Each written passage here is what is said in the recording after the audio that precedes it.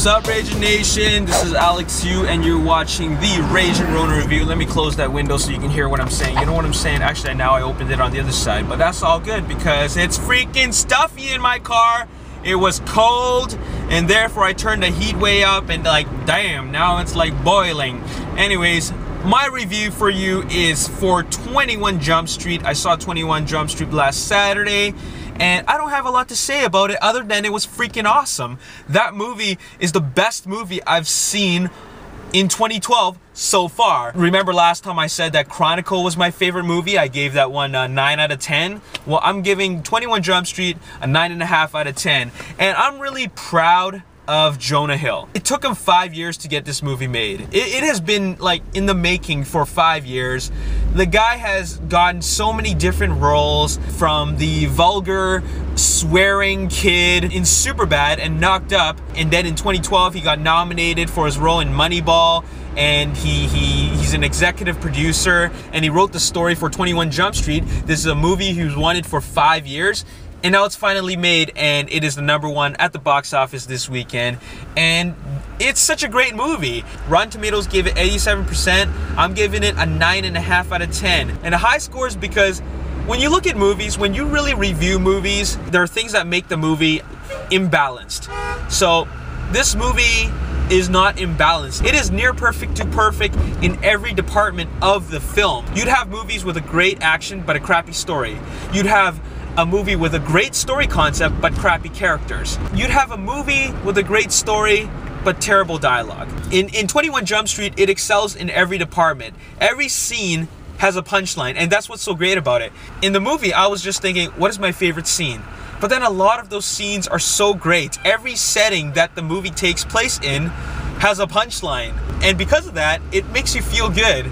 In fact, this movie gave me goosebumps in just scenes where it's just nothing but dialogue, because it just felt so good. Another one of the great things about this movie, even though this is a movie that is kind of a movie that doesn't take itself too seriously, is that it has a lot of mini story arcs and character arcs. And what I mean by that is that you'll notice that something happens in the movie, whether it be something that has to do with a character or the overall story, and you forget about that scene. But later on in that movie, it does something called a callback. And what that does is that it reminds the audience about something that happened earlier in the movie, and then it comes back to that topic to resolve it. And it has a lot of these little story arcs and character arcs, and whenever you see these things happen, it just feels good. Because to me, I'm just thinking that, okay, that little scene that took place earlier in the movie, that actually has some significance later on in the movie. So that's actually pretty cool, and I like that about the movie. It's not just a movie about cracking down on drug dealers in a high school. It's so much more than that. And finally, the biggest thing that I love about this movie is that this movie does not take itself too seriously. You know that this movie is not taking itself too seriously when it pokes fun at Hollywood. It actually pokes fun at Hollywood and all the little typical things that happen in a Hollywood movie.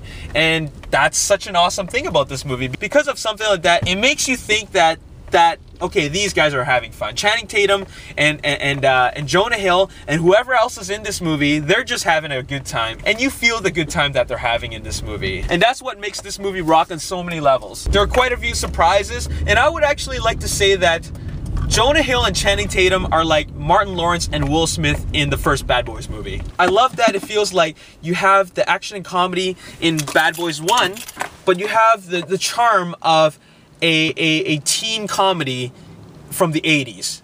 Like a John Hughes movie. You know what I'm saying? Anyways, that's all I have to say in this review. I give this movie a 9.5 out of 10. It's hilarious, it's funny, it's got action, and it's just a really great movie. So definitely check that out on the big screen. 21 Jump Street is my favorite movie of 2012. Anyways, if you enjoyed this review, hit that like button, subscribe to my YouTube channel, like me on Facebook, The Ragin Nation, and also follow me on Twitter at Ragin Nation. My name is Alex Yu, and thanks for watching this episode of the Ragin Ronin Review. See you next time. Peace. Trailers, you automatically think, wait a minute, this movie looks so much like Transformers. Is this Transformers 4? And of course the studios are marketing this movie as the next Transformers movie because they don't have a Transformers